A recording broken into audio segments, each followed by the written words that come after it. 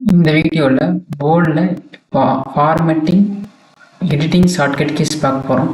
So பார்த்தீங்கன்னா first வந்து equal to random type பண்ணிவிட்டு டெஸ்ட் வந்துச்சு. டெஸ்ட்டு ஃபஸ்ட்டு ஷார்ட்கட் கீ பார்த்தீங்கன்னா கண்ட்ரோல் ஏ. அதாவது கண்ட்ரோல் ஏ கொடுத்திங்கன்னா இங்கே இருக்கிற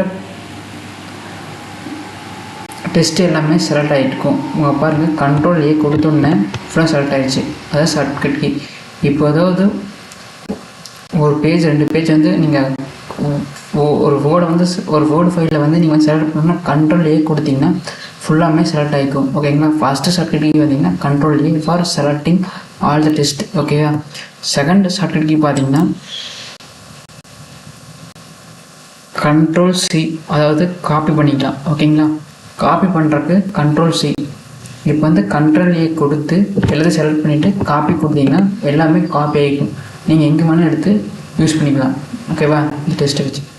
தேர்ட் ஆப்ஷன் பார்த்தீங்கன்னா control Z, control X.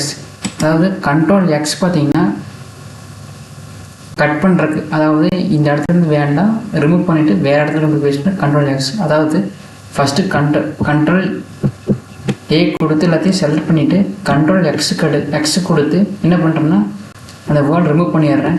So control X கொடுத்தோன்னே அது ரிமூவ் ஆயிடுச்சு. ஓகேங்களா? இப்போ கண்ட்ரோல் V கொடுத்தோம்னா பேஸ்ட் ஆகும். ஓகேங்களா? Control V for paste. இப்போ என்ன பண்ணிட்டேன், கண்ட்ரோல் V கொடுத்தீங்கன்னா ஃபோர் ஷார்ட்கட் வந்து பேஸ்ட் ஆகிடும். அதாவது கண்ட்ரோல் V ஃபார் பேஸ்ட். அதாவது கண்ட்ரோல் Z ஃபார்னா ரிப்பீட் த லாஸ்ட் ஆக்ஷன். ஓகேவா? நீங்கள் பழசை பண்ணிங்க பார்த்தீங்களா, அதை வந்து ரிட்ரை பண்ணி பார்க்கும்போது கண்ட்ரோல் Z. அதாவது நீங்கள் வந்து கண்ட்ரோல் எக்ஸ் கொடுத்து பின்னி வந்துட்டிங்கன்னா, இல்லை அதுக்கு எனக்கு ஃப்ரெண்டில் போகணும் அப்படின்னா கண்ட்ரோல் Y கொடுத்தீங்கன்னா